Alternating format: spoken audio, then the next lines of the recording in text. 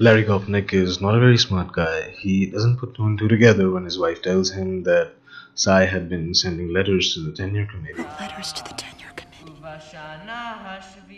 He hasn't published anything. Well, anything, any published work, anything you've done outside the institution, anything at all that we should be aware of. I haven't done anything. Uh-huh. I haven't published. Uh-huh.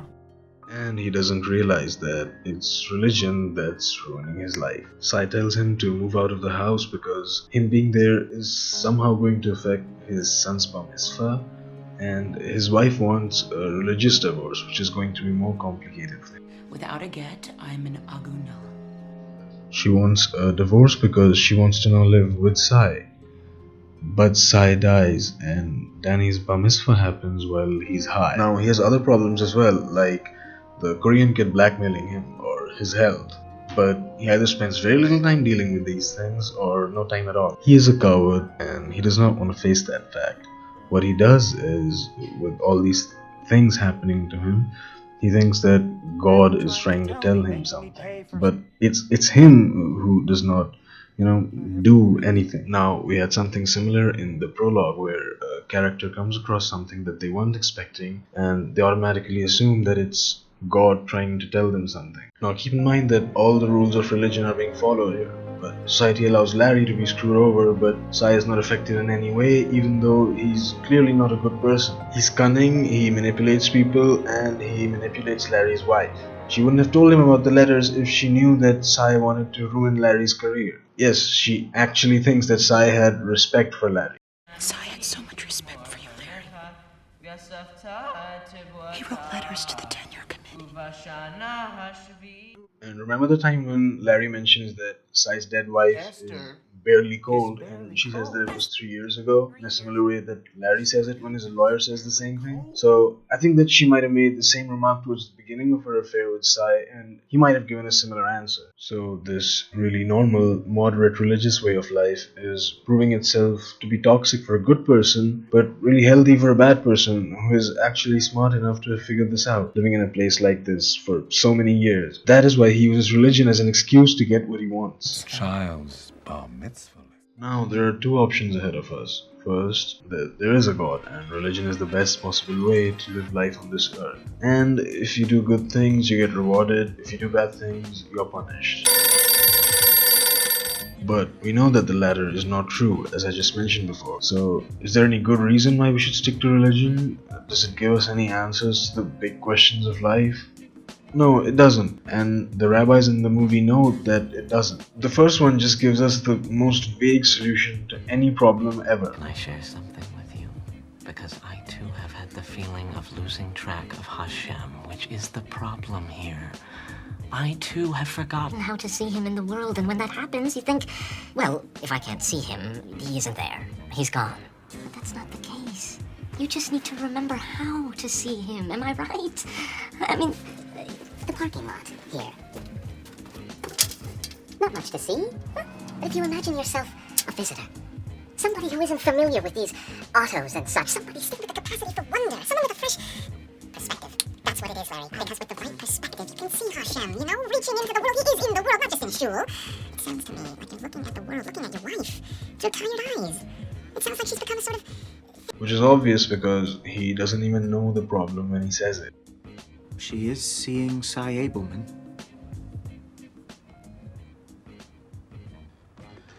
Oh. They're planning. That's why they want the get. Oh, The second, more experienced one just tells everyone he meets a made-up story to teach them that they should be good to others, something that we don't need religion to do. And he admits that God hasn't given us the answers to the big questions of life. We don't know. Aside from Hashem, don't know. Helping others. Couldn't hurt.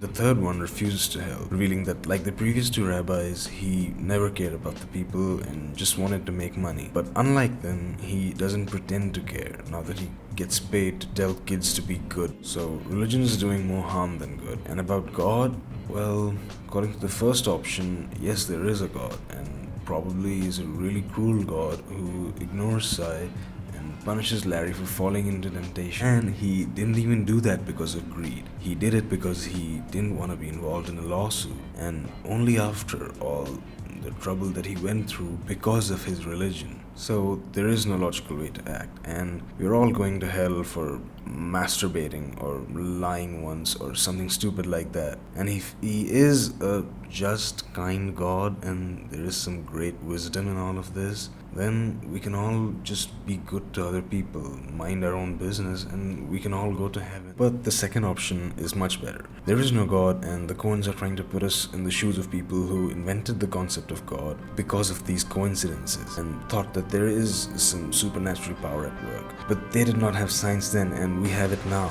so it must have been really frustrating for them. And I'm not talking about the religious zealots who take advantage of the people. I'm talking about the people who didn't want to become nihilists, because without the knowledge that there are certain laws of nature that are responsible for everything, the thought that no one is out there looking out for us is really depressing and dark. And so the Coens deliberately create doubt in our minds to make us think like those people and get us over our doubts. And so they are trying to teach us how to think rationally. Maybe the old guy in the prologue was a debug. Maybe God is trying to tell Larry something with the way Sai died, and maybe it was God who punished Larry for giving the Korean student a passing grade. But of course not. These are just coincidences that happen. For all we know, Larry's accident and Sai's death didn't happen at the same time. It's things like these that make previously non-religious people think that they found God or something. But the truth is that sometimes things just happen. But people want to stick to a false sense of hope, so they concoct these religions which sometimes prove to be harmful for good people. Now, I did say that Larry wasn't smart, but he's definitely smarter than most people around him who just go around believing in God without thinking about it. He's not as cunning as Sai to take advantage of this, but he does care about knowledge, which is why he is at least curious about what God is trying to tell him. Is Hashem trying to tell me that Sai Abelman is me? Or that we are all one or something? Which fits with him being a physics teacher. He has a mind for science, but because of his religious upbringing, he's asking the wrong questions. And he suffers, similar to Arthur, who is also kind of smart, but who also suffers. So the people who are actually curious are more likely to be affected in a negative way in this environment. For example, the dentist or the orthodontist from the second rabbi story was also curious about what God is trying to tell him, and according to the story, he does not suffer because he gives up his quest to find the truth. But Arthur and Larry keep on with their curiosities and they continue to suffer. Instead of doing research and publishing something, Larry goes to the rabbis for answers. Arthur comes close to recognizing the truth, but then goes back to his beliefs. I'm sorry. And when the dentist in the story was curious, he went to the rabbi for answers, instead of asking his patient about his Hebrew teeth. Now, in Larry's dreams, he seems to understand what's really going on. I fucked your wife, Larry. I seriously fucked her. That's what's going on. And when he dreams that he should grow some balls and take action, he seems to be stalked by something, but even in his subconscious, he cannot face the fact that it's he himself that is a coward. He thinks that it's probably the anti-Semitism around him that's stopping him. There's another Jew, son. So religion at times can be toxic for people that are naturally curious, but that's not the only problem. It causes good people to do bad things. Like in the prologue, Dora kills an innocent man thinking that it was a debug and that God has cursed her family and killing him will lift the curse or something. Now, Dora, like the characters in our movie, likely lives in a peace-loving society with good people where murder is of course condemned. But she murders someone and is calm about it. She didn't even think that it was wrong. In religion, there's always possibility of people doing some really fucked up shit, thinking that they're doing the right thing. I've got to call you down on referring to circumcision as genital mutilation. My son cried more at his first haircut than he did at his bris. And statistically... You weren't doing it right then. Statistically, the only long-term effect that it seems to have on people is it increases their chances of winning a Nobel Prize. I can't find the compulsory mutilation of the genitals of children a subject for humor in that way, or flippancy in that way? What if a Muslim was to say to you just now, my little girl cried more at her first haircut than when I cut off her clitoris? What would you think of me if I was to say such a disgusting thing? That a person as humane as yourself can sit here and think of that as a fit subject for humor shows what I mean. Religion makes morally normal people say and do disgusting and wicked things, and you've just proved my point.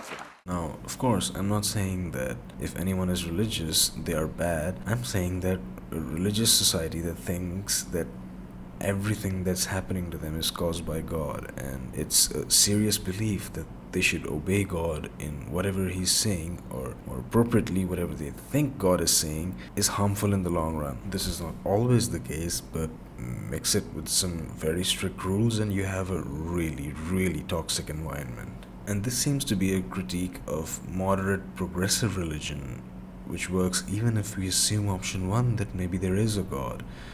And that is about as anti-theist as you can get, in my opinion.